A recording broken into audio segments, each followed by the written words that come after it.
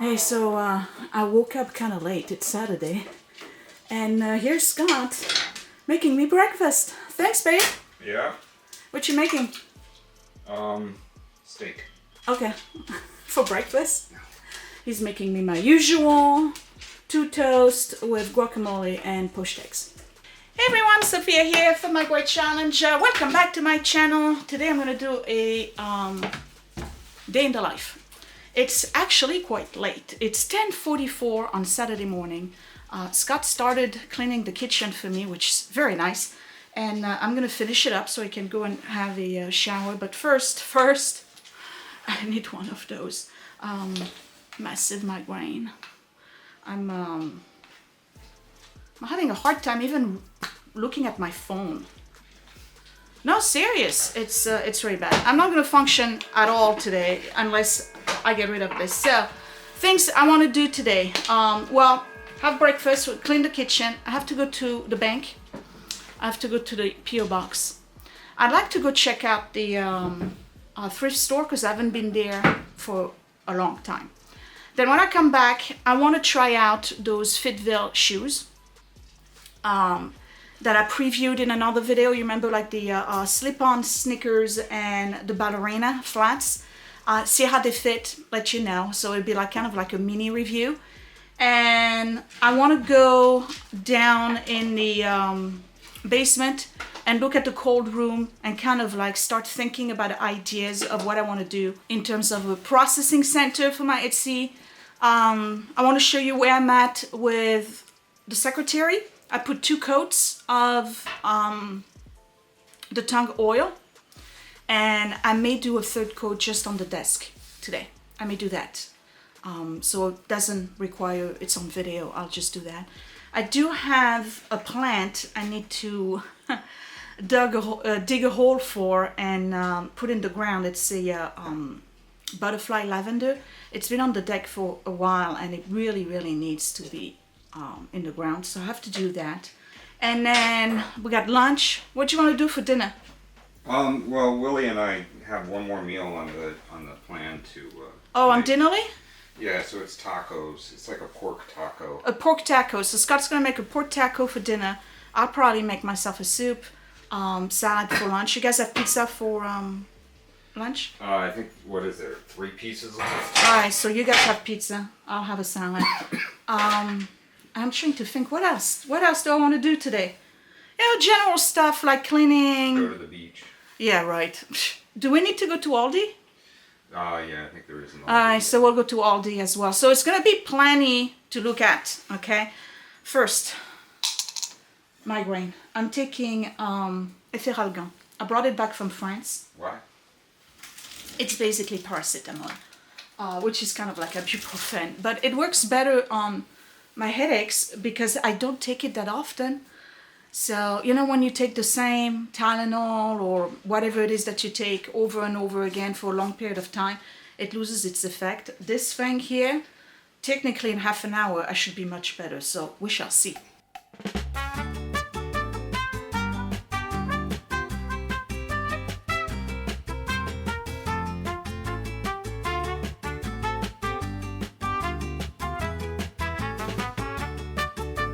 And you know, it's just like Alka-Seltzer, really. It tastes horrible, though. I gotta be honest. So I have poached eggs going on in here. What are you having? Well, Le Chiffre is looking ripe. No, seriously, what you want? Do you want me to make you an omelet? No, I'll make some eggs and toast, that's all. Okay. I gotta make bread, though. You gotta make again? Daily now. Daily. Yeah. All right. So why don't you explain why we gotta make bread daily now? Well, because of the kids, but basically, we use the bread maker all the time, and I just was kind of like, in my little pea brain, decided, you know, why don't I try something different? And, you know, I wonder if it'll make bread that's more like real bread if I put it in the oven instead of use the, you know, the air cooker that's already in the bread maker.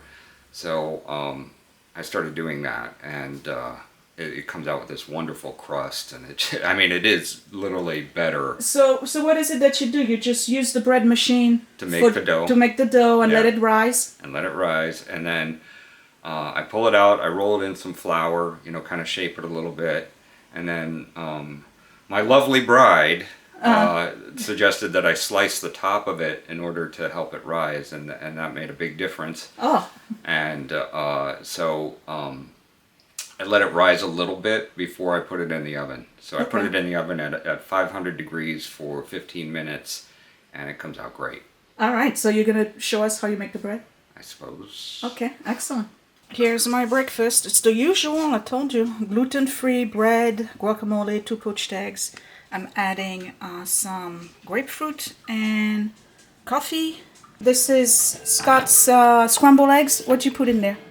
Just garlic, granulated garlic, oregano, and pepper. And if I can find it, I'll put parsley in there. But that's But we'll have fresh parsley. Well, I needed it now. Well, I can go get you some now. No. It's You're fine. good? Okay. Yeah, I can live without the parsley this one time. Okay.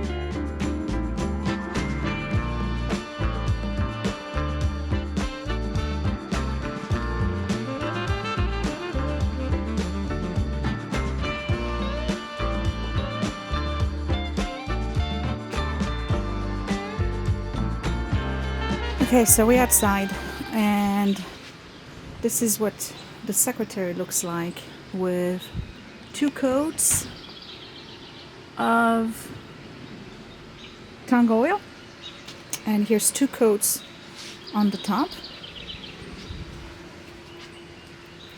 So that's 2 coats on this, and then this only has 1 coat.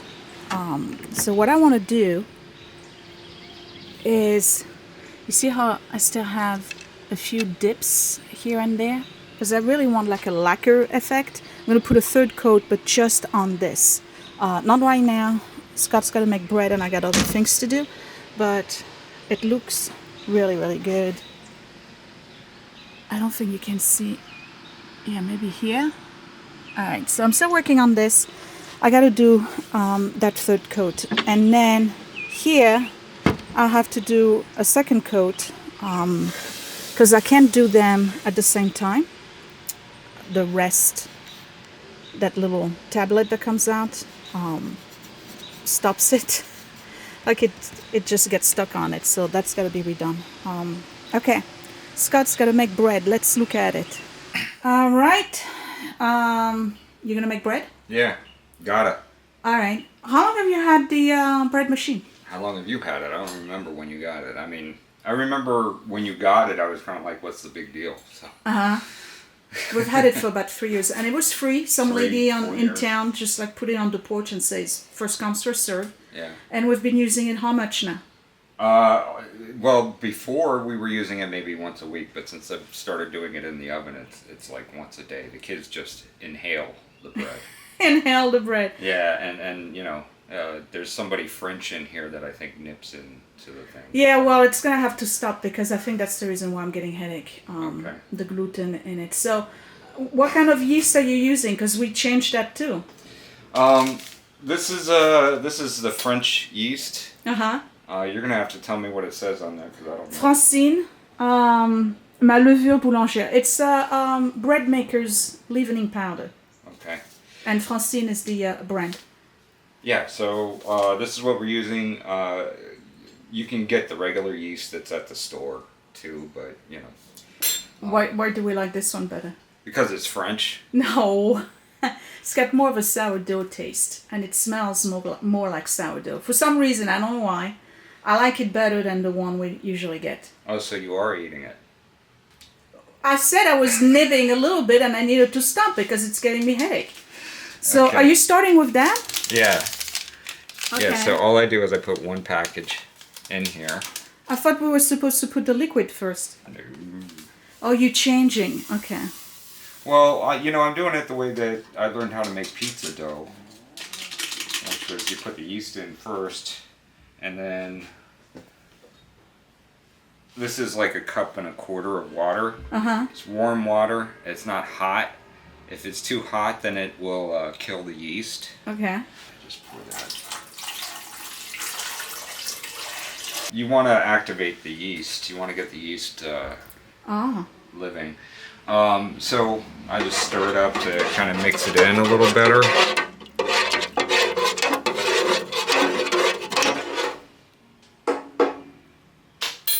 All right. And then, so 3 cups of bread flour. King Arthur's. Okay. Yeah, this is King Arthur. I mean, it could be any bread flour, but you know, you want to make sure it is bread flour and not just all-purpose flour.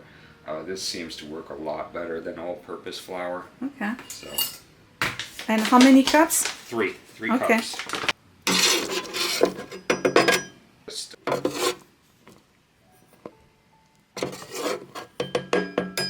Next is olive oil. But I'm going to do the olive oil at the same time as the honey. And the way that I'll do it is I'll do olive oil first, 1 teaspoon of olive oil, 1 teaspoon of honey, and 1 teaspoon of olive oil, 1 teaspoon of honey. So it's 2 teaspoons of olive oil, 2 teaspoons of honey, but you interlace them.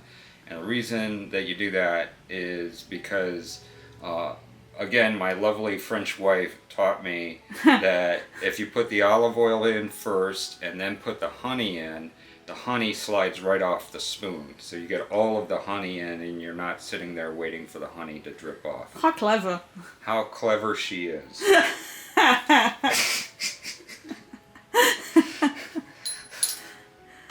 Well, I gotta serve a purpose once in a while. Okay. And I don't mind being generous with the olive oil. Okay, so there's going to be a little bit of olive oil at the bottom. And then you just... Right there. Squeeze the honey in.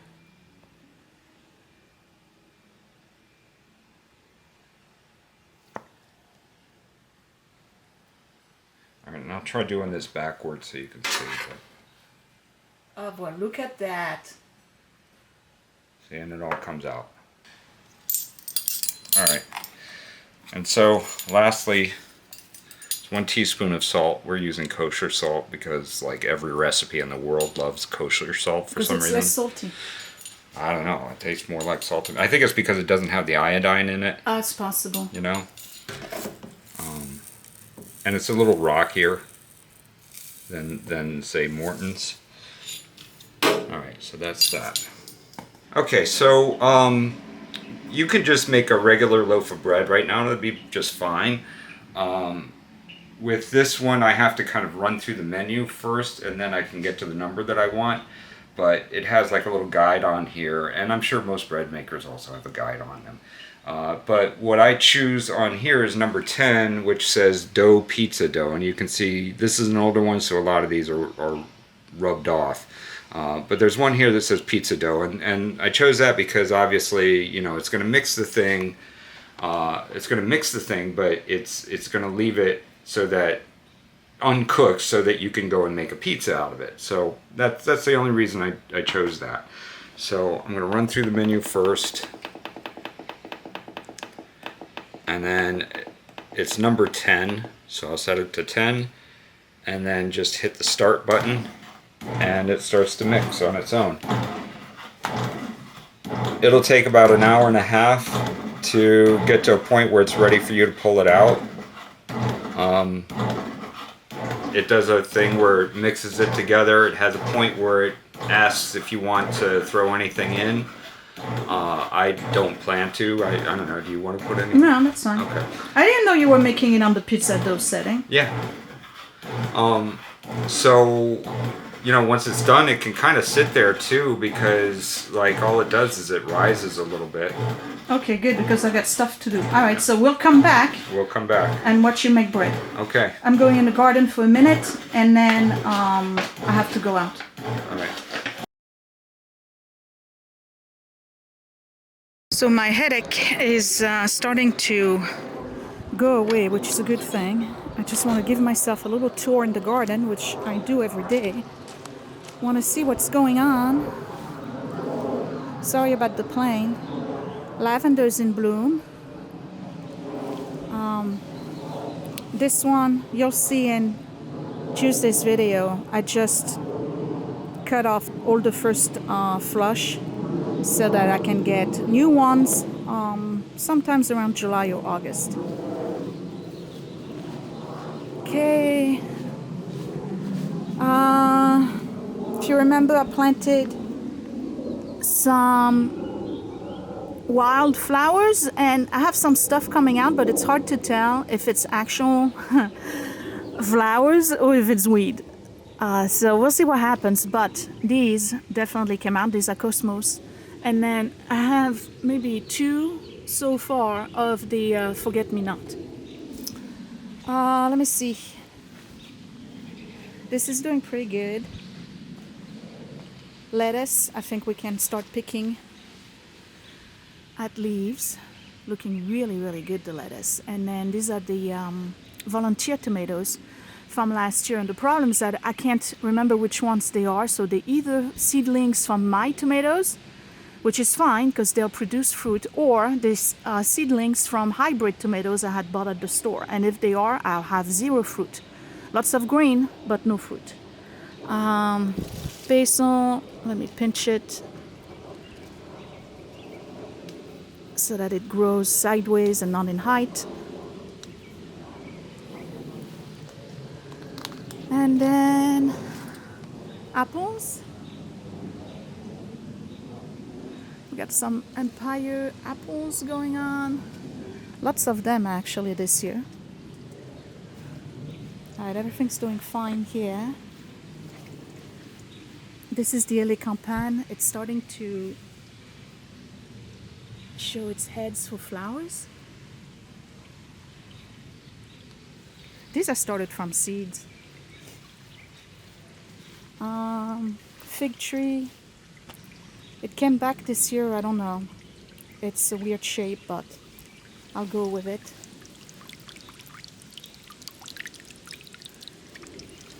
The daisies are going to be coming out soon. Asters not until September. This one is huge. This one not so much. Okay, vegetable garden. So these are my seedlings. I try to save them. We'll see what happens. It's kale and 2 rutabagas. These are store-bought. The cucumbers. These are my tomatoes from this year. They actually kind of coming back a little bit, so we'll see what happens with that. And these are turnips, and I got turnips that I planted as a full row. Tomatoes and the roses. These two have been so sick for the past 2 years. I'm doing my best to save them. I have new canes coming out. Did you see all those canes that were there? They were sick. And then here, same thing. I cut a whole cane yesterday because I have another one coming up behind it. But I don't know. So I treat them every week now, trying my best. Roses are picky. And then I cleaned out the whole garden. You'll see that in tomorrow's video. And sometimes today, or tomorrow, I'm removing some of those, putting them somewhere else because they're taking way too much room. And I'd like to have something other than hostas. So that's the garden as of now. So I have what the French refer to as a priest garden. And that's really my goal. Just in case you're wondering why there's no structure, like things compartmentalized. A priest garden is pretty much a garden where you mix flowers and vegetables and all sorts of plants. And it's called a priest garden because parishioners would bring their extra plants to the priest and he would just plant them. So at the end of the gardening season, his garden was just like a whole mishmash of a whole bunch of different plants. And that's the kind of garden that I like. I like to have different textures, different flowers, different vegetables, switching them year after year. This year I'm doing a lot of Korean stuff, but I like to have a garden that looks disorganized. That may be what you want to say, but to me it looks interesting because it has so many different things and you can just like take a few steps, look at something, and it's not a repetition of what was 2 steps prior. I'm trying to explain it the best I can, but that's basically what I'm doing. So I'm gonna put my 3rd coat on the desktop, and then I gotta check out. I really need to go to the bank, definitely the post office. I don't know if I'll have time to go to the thrift store, we'll see. But yeah, so let me put the 3rd coat and then I'll leave the house for about an hour and a half.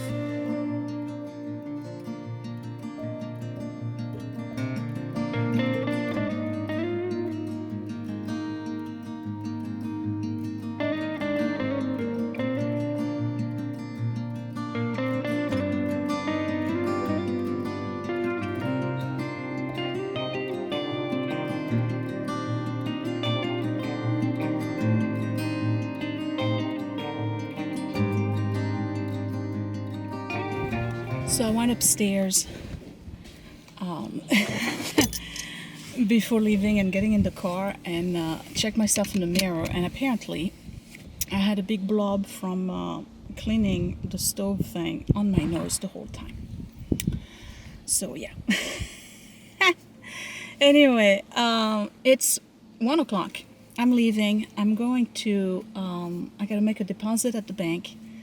I'm gonna go to the thrift store first and then the P.O. box. I got my water with me and my phone. I don't want to spend too much time out because I do want to show you the bread.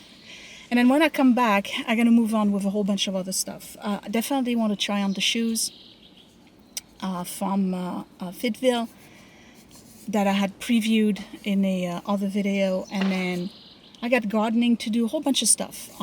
Make lunch, edit, regular Saturday. And yeah, I hope you enjoy it so far. I mean, I know a lot of it is repetitive, but it's called routine. I do the same thing every Saturday. Time for me to go. So I'm at the thrift store. I actually had to park in the back, which is kind of different. I don't like parking in the back for whatever reason. Anyway, so I know some of you are going to say, why are you going to the thrift store? You're not posting anything on Etsy. Your shelf is full. I get it. Okay, I get it. But it makes me happy. It's one of those things that just makes me happy. And let's talk about that for a minute. When you tell somebody not to do something, and that's something that it's ridiculous or whatever, like you place judgment, right? And that's something that clearly they tell you it makes them happy. You're basically telling the person you don't want them to be happy. I said what I said. So I'm going to continue to go to the thrift store and getting stuff for the Etsy shop, whether I have time or no time, whether I'm super behind or on top of it to put in the Etsy shop, because that's something that I really, really enjoy doing. I spend my week working. I don't even have to justify it, but I'm just saying. I spend my week working and editing. There's very few times where I actually get to go to the thrift store. I go now, I can manage maybe every 2 months or so.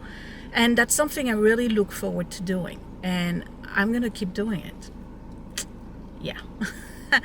Now, the Etsy shop. When I come back, we're going to go downstairs. And I'm going to show you the room that I plan on using as a processing center. Because I talked about it when I was doing the decluttering in the basement. I think, other than the lack of time, okay, because there clearly is a lack of time.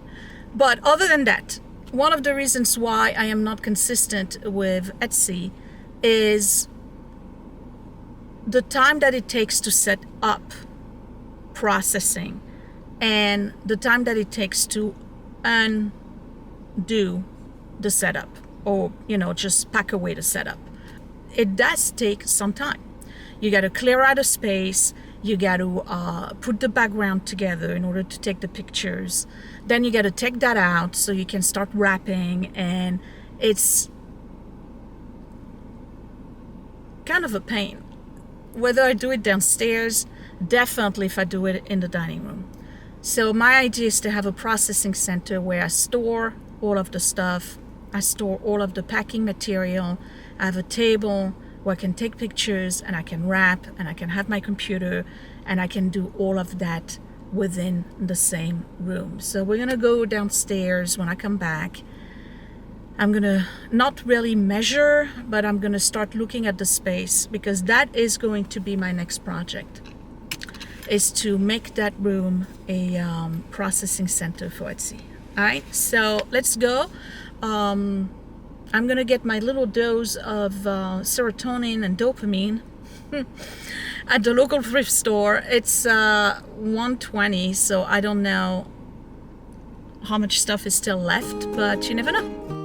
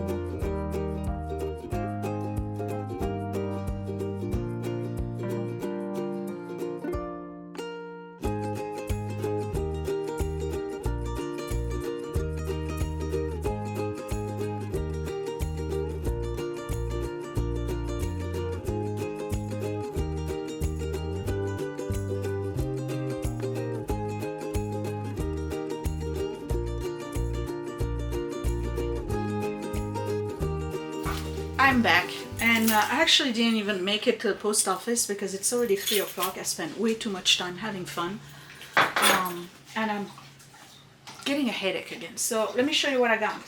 I actually only got 2 things for the Etsy shop and 1 for us. For us, I have this ginormous lantern that I found on the street that's on the deck, and I found for $6 this 3-wick huge candle to put in it.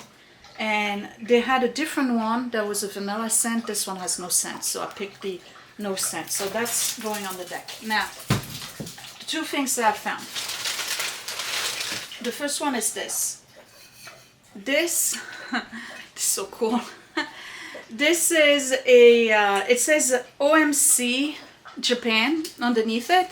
OMC is the Otagiri mercantile company. So it's an Otagiri Japan. Vintage. They stopped early 80s. It's probably, it's not mid-century, it's not 1950s or anything. It might be late 70s. I'm not sure, but I'm looking at it online and nobody has it. I've seen it on Pinterest, but it doesn't go onto an actual website. So on Etsy or eBay, can't find it. It has a tiny, I mean, super tiny little chip right here. I think he's the cutest, so that's definitely going on Etsy. When? I don't know. Now, the big treasure. And you saw a glimpse of it in the shop. These are Jennings Brothers bronze bouquets of Dante and Beatrice. So the bronze, they have the plaster on the inside. Dante's got a little bit of a crack right here. I don't know if you can see that. Alright, so Jennings Brothers. These are super heavy bouquets. They're from 1935. So I found them either separate or as a couple.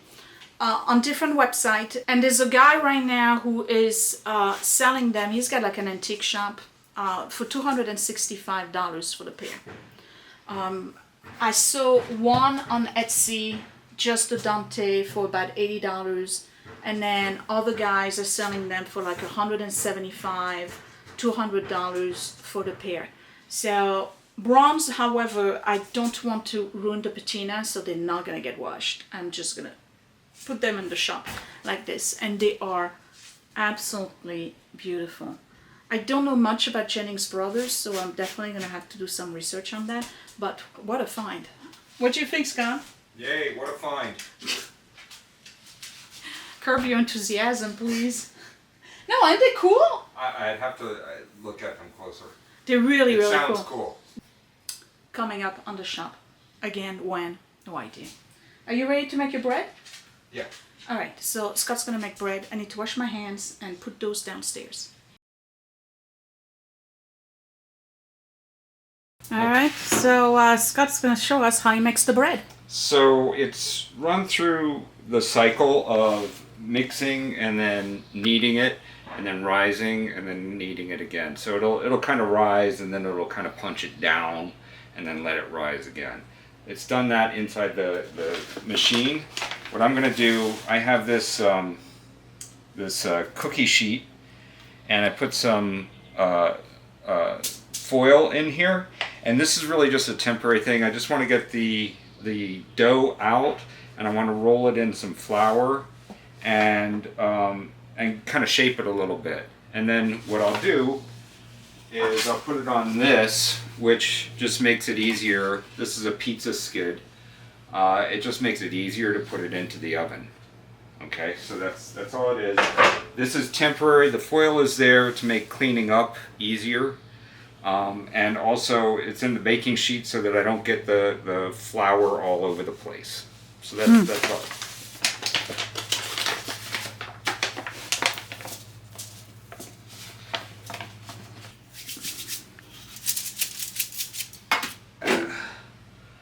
Alright, so that's what it looks like all raised up. And as it comes out, it's gonna stretch a little bit like with pizza. you know, when they push it outward and then spin it.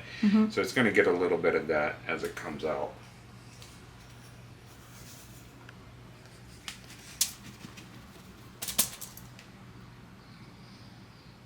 And also the paddle, a lot of the times comes out, so you got to fish that out. Alright, it's got some extra here. I'm just going to use this thing to pull it off. Smells good. Yeah, it does.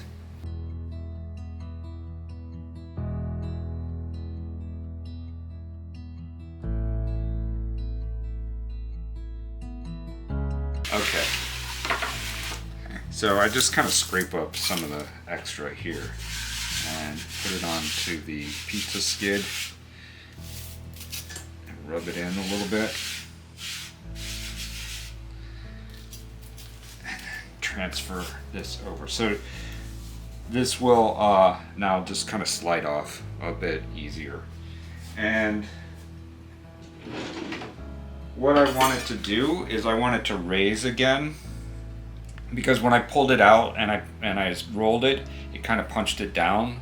So I wanted to rise once again and get that kind of nice and fluffiness. So I'm just gonna slice the top a little bit.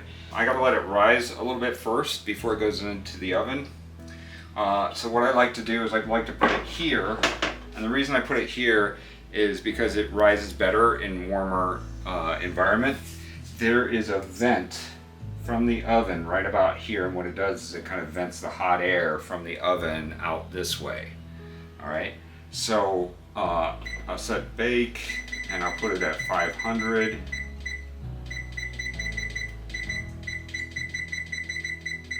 There we go. And then just to kind of give it a little bit of darkness, because also the yeast rises better when it's dark, I'll just drape a towel over it. It's not dark, but it's better than having the direct light on it. So how long does it have to stay? Just until the oven beeps. But Okay. I might let it go a little longer just to, you know. So I have time to make a salad? Yeah, you do. Okay, I'm gonna make myself a salad. Make a salad. So the oven just beeped. Right on time. My salad is done. And what do I have here? I just have a romaine, half a romaine with some grapes and chickpeas, a little bit of mozzarella and some kimchi. And just in that little container here, I have olive oil and apple cider vinegar. And I'm just going to close this, give it a good shake. And that would be my dressing. Though with the kimchi I don't really need it, but I could use the apple cider vinegar and the olive oil because good fat and probiotics. So that's my lunch. So all right, so let's have a how long has it been? 15 minutes? I have roughly 10-15 minutes, I guess. All right, so Would you look at that? just beautiful. That's, Wow. Gordon Ramsay. Yeah, so it kind of fills in some of the slices a little bit, and it's grown. So it's looking good. I would say so, yeah. Yeah. All right. Here we go. Pull this out a little bit.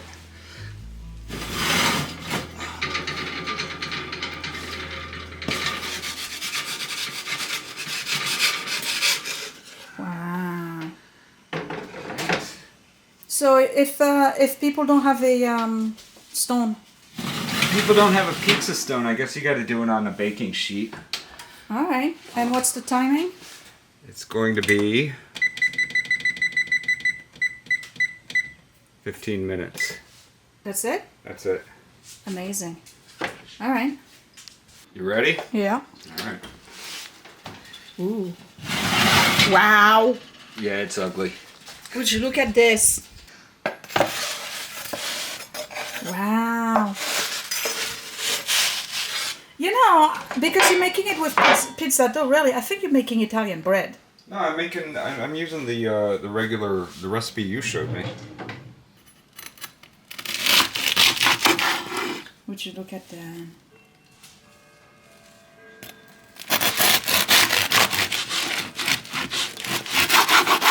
It's kind of like, you know, you could make garlic knots, right, with this. Probably.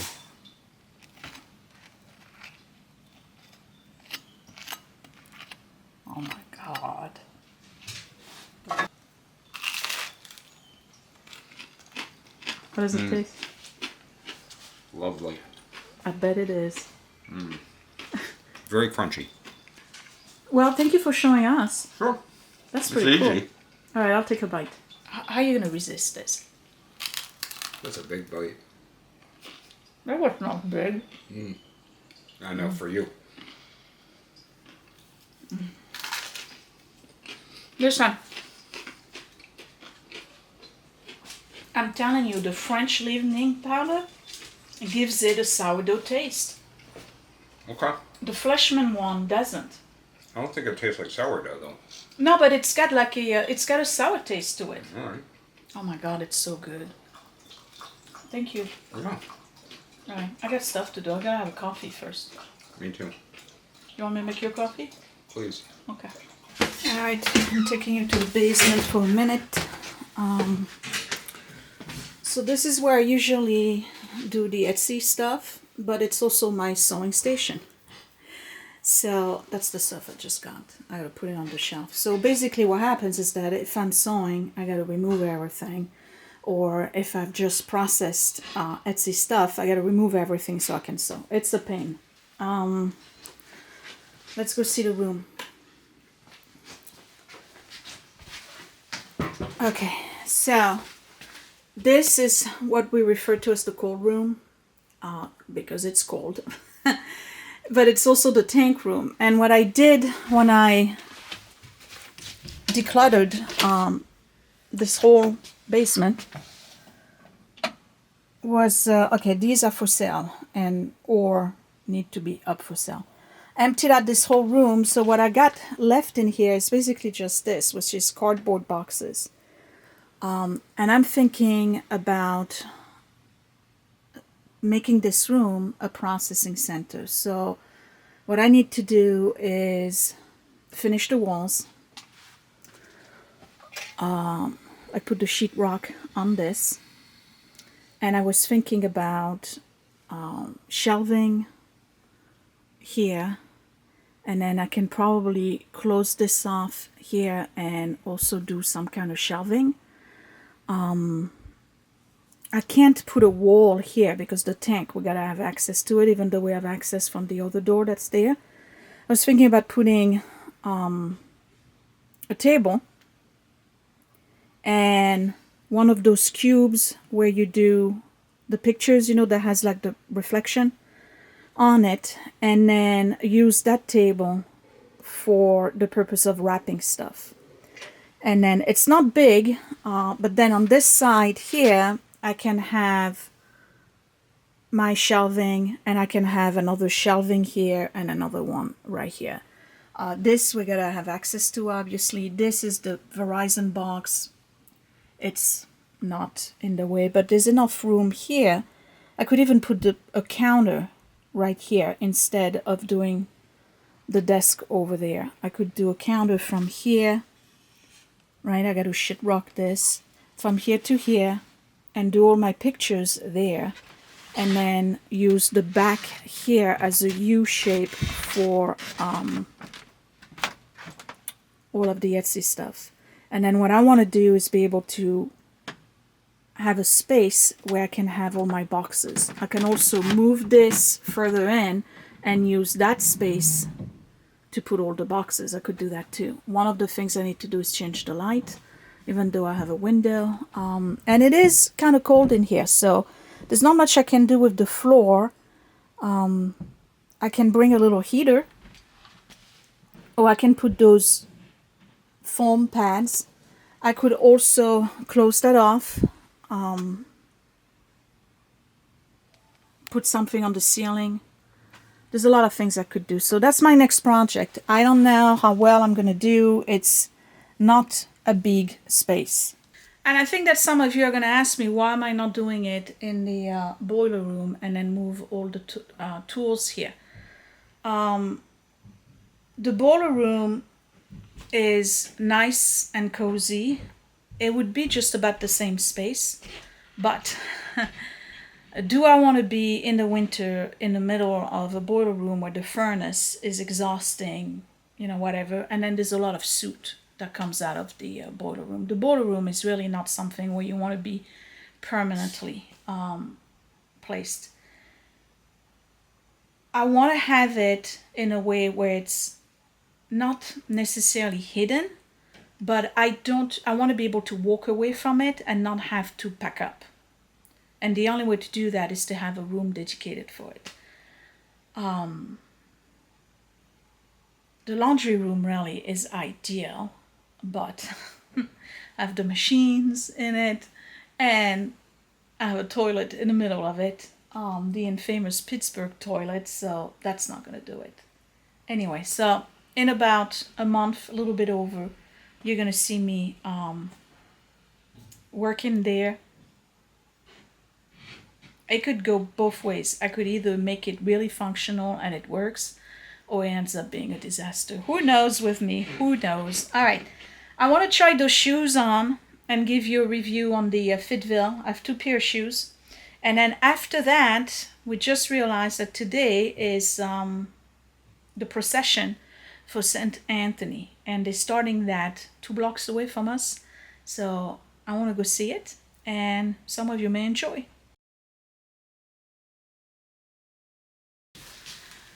Okay, so FitVille sent me 2 pair of shoes. If you remember, I did a review for them months ago, and for these shoes right here, the Rebound Core, I took them to France when I went there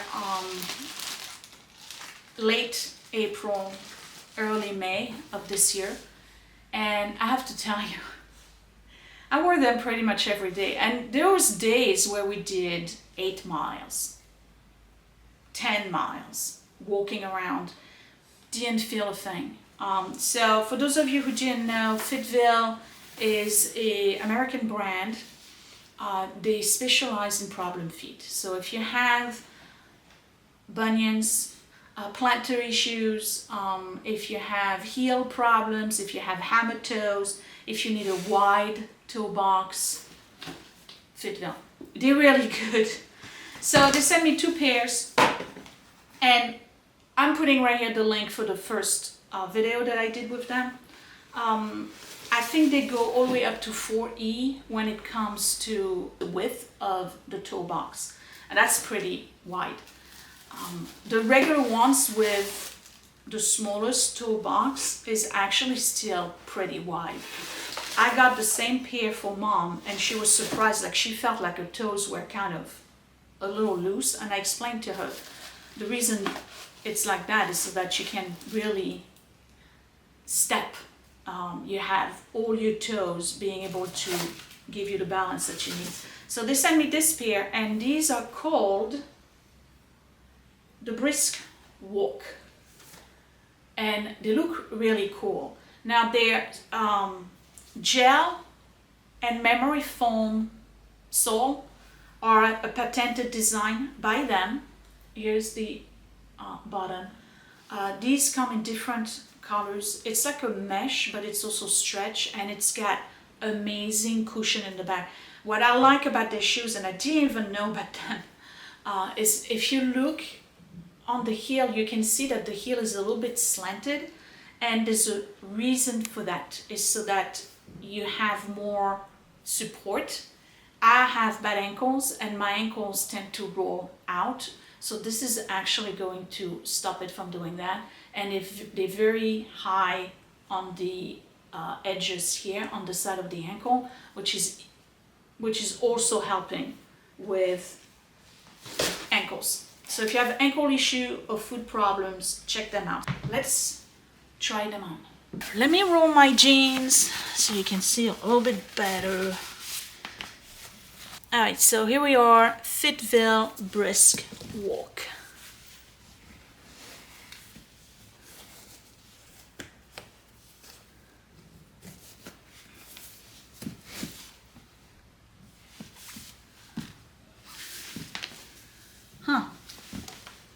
They're much higher than the other ones.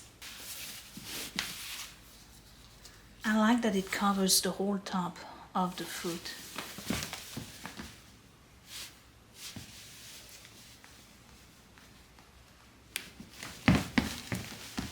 Actually, I do like them.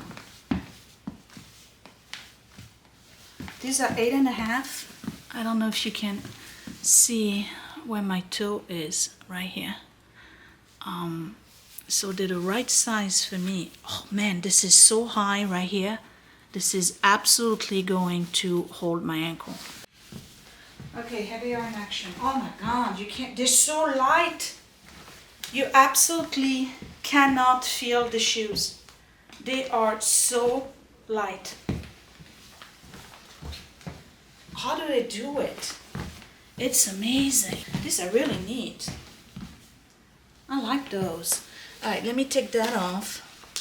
I'm gonna keep them on. The brisk walk. Very nice.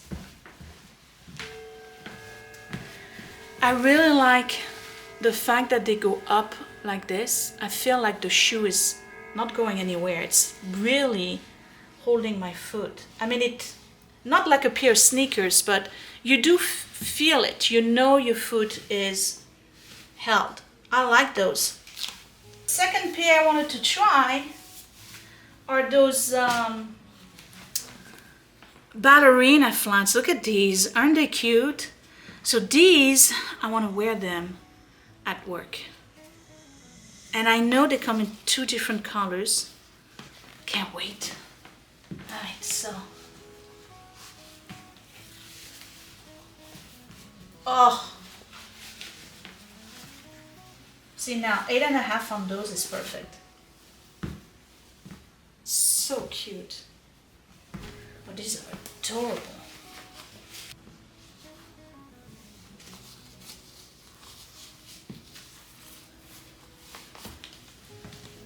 Oh, this is so cute.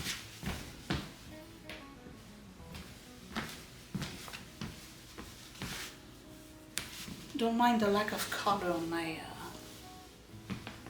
legs, okay? These are super cute.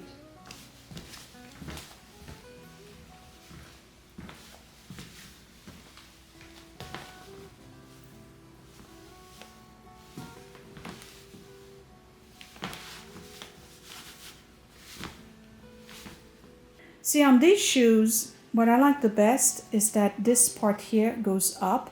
So it's really holding the shoe on your foot. Sometimes with ballerinas, they end up falling off the back of your foot and they're not very comfortable. So when you feel that the shoe is falling off your foot, you tend to crisp your toes in the front a little bit more. And then you end up having like cramps, or it's actually, your feet hurt after a while. These, I don't expect that they will do that because this is going up. They are really, really cute. Oh, I think I'm gonna get the pair in beige. Look at this. Okay. So, let me give you a quick review. Let me pull those. Looks like I'm going crab fishing here. Okay, so I now have 3 pair of FitVille shoes, because remember the Mary Janes I gave my mom, which she wears and she likes. And I also got her a pair of the Rebound Core in gray, and I like them. Now, the ballerina 8.5, perfect. These, the brisk walk, I think I need a smaller size, an 8.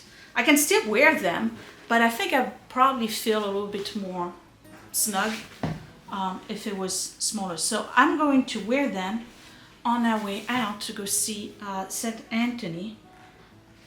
They are super light. They almost feel like the kind of shoes you would wear going to the beach. You know, like when you go to the beach, you usually wear very, very light shoes. These are super light. You can't feel them at all. How'd you like my new shoes from FitVille? Look comfy. They're super comfy. I don't know how they do it. They're so light. Yeah, it's like having nothing.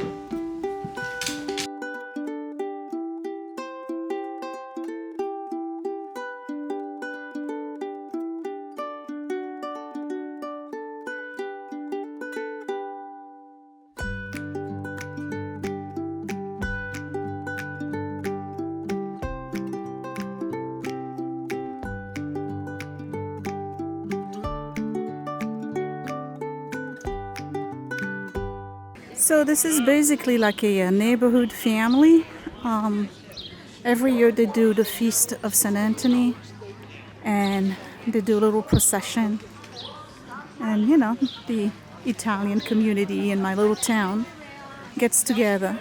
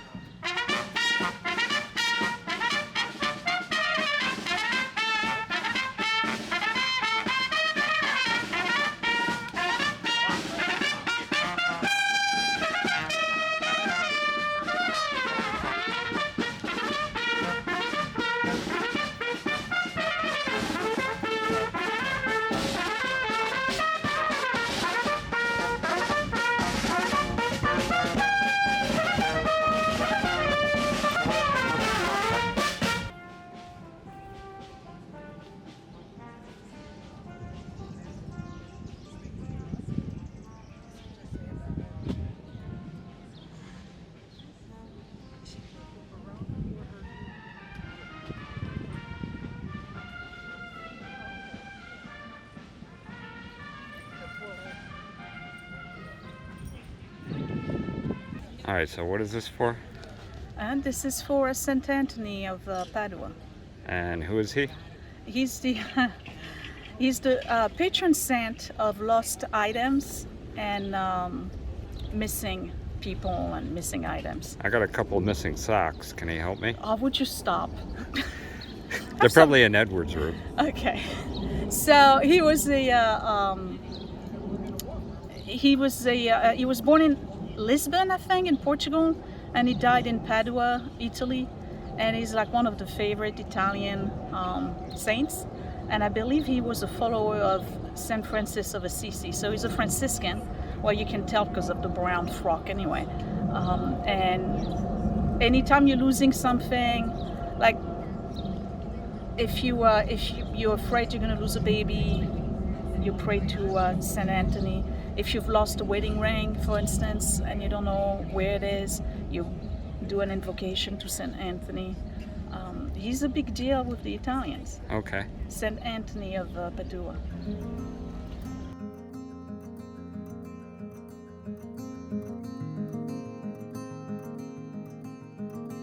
I'm sitting on the bench in the corner, looking at my garden and trying to relax. I'm telling you, I still have a headache. It was gone for a little bit and it's back. That's the neighbor's dog. So I think it looks really good.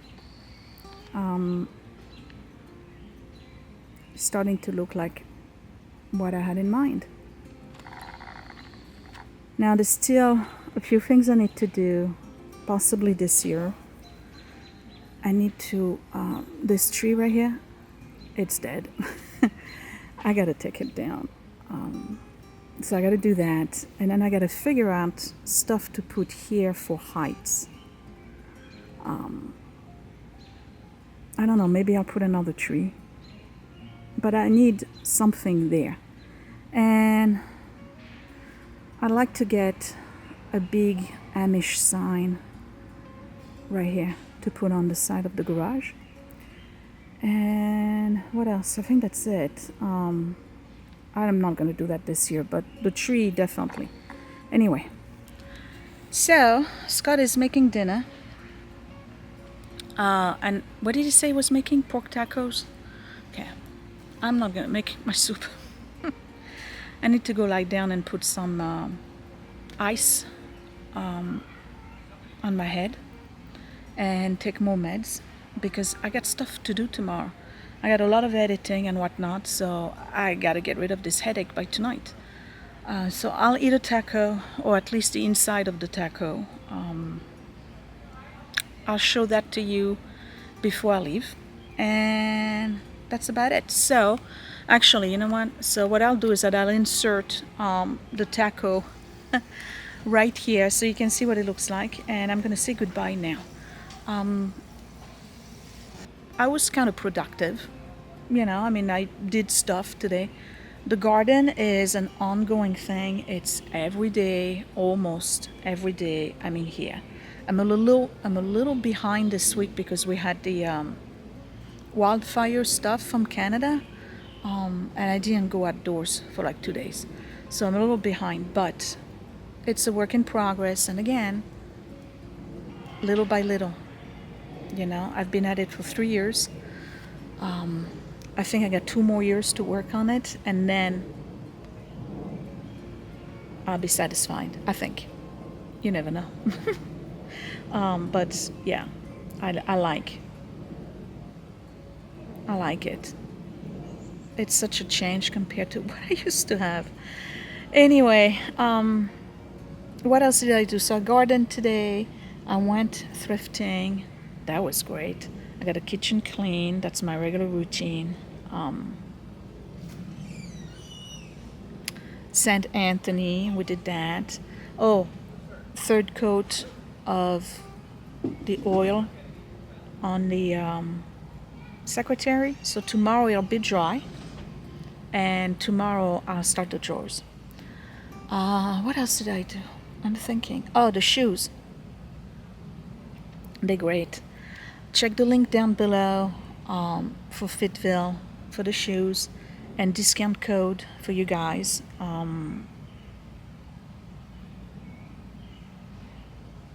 If there was any kind of special discount that they're doing right now, I put it on the screen so you saw that already.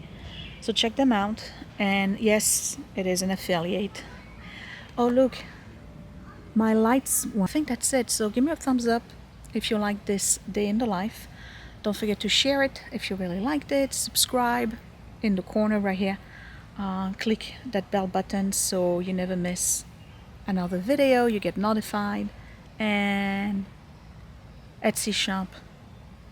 When will I ever upload on Etsy again? I don't know. Frenchie and Tabby on Etsy, and My Great Challenge gift for channel merch. Facebook at My Great Challenge, Instagram at My Great Challenge, and for those of you who want to support this channel, and a Patreon for exclusive content, patreon.com/mygreatchallenge. I will see you next time. Thanks for watching. Bye.